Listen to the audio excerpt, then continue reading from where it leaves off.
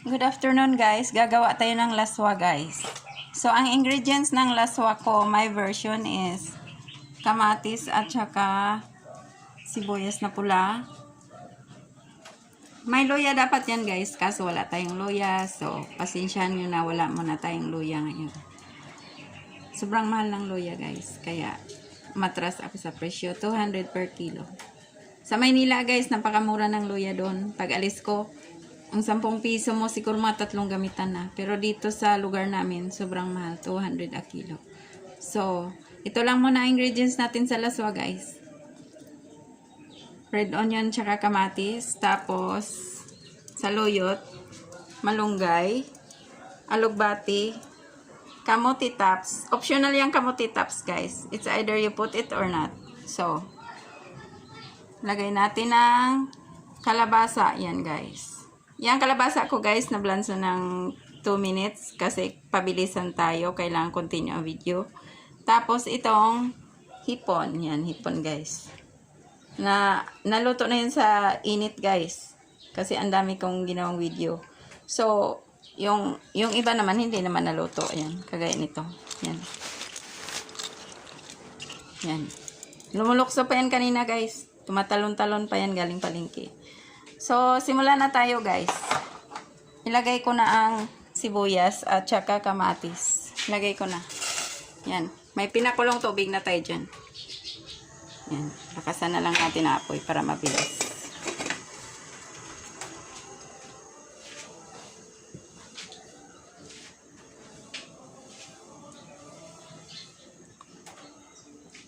Yan. For video purposes lang guys. So, isunod ko na ang squash. Yan. Ito yung squash guys. Ano, para maluto talaga. Kasi pangit naman kung kalabasa hilaw. Yan. Pabilisan lang tayo guys. So, ganyan lang. So, takpan muna natin para maluto naman yung sibuyas. So, ang susunod dyan ay ang saluyot. Yan. Saluyot guys ang isunod natin. Kasi kailangan ang saluyot. Ngayon siya yan. Lutong-luto. Para lumabas yung medyo sticky ba. Yung parang laway. Sabi nila. Pero malaking gamit ng ano guys ha. Yung laway ng saluyot. Collagen yan guys pag lagi kayong kumakain yan. Matagal kayong tatanda kasi maraming collagen ang saluyot. Yan. Tsaka maraming kulay green, so phytochemicals. So, may vitamin E din yan. Tsaka iron. Yan. Takpan natin sandali guys para maluto ang saluyot. Yan. Sandali lang. Tapos isunod ko na guys ang alugbati. Alugbati kasi may pakaw yung alugbati. So, kailangan maluto.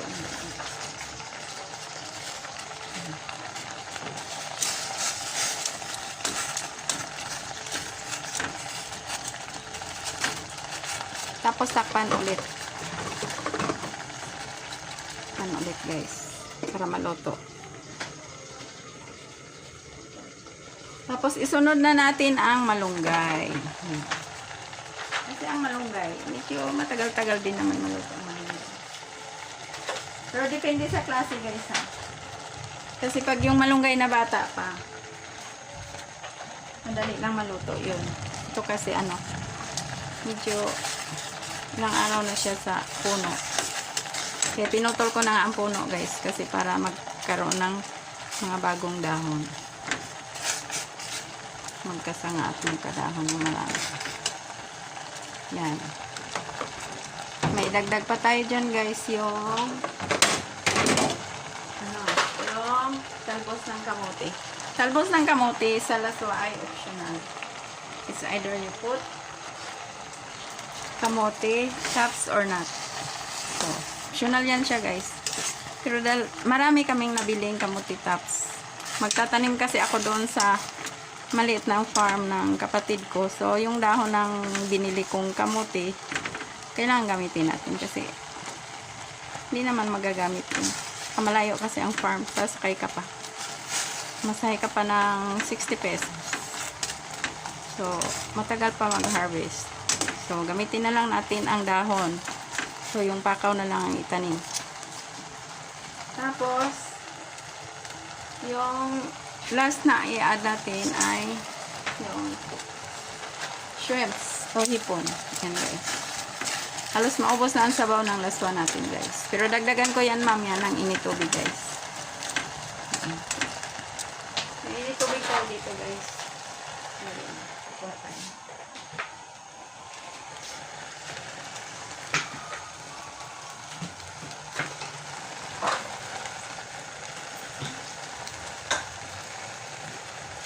Ayan. Lagyan natin. Kunti lang. Kunti lang guys kasi ang kakain nito, dalawa lang kami. Mga bata dito hindi mahilig sa gulay at sa sabaw. So, dalawa lang kaming adult dito sa ngayon.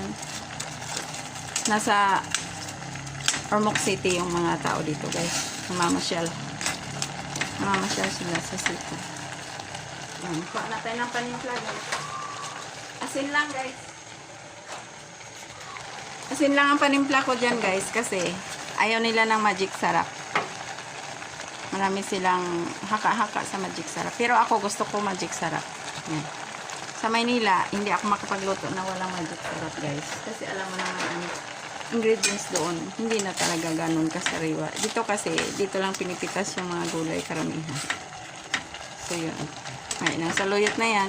Diyan lang yan sa kabilang lote namin. Diyan sa bakanting lote ng ate ko. Diyan maraming saluyot. Pinitas lang namin. So, okay na yan siya guys. Ready to serve na. Thank you so much for watching.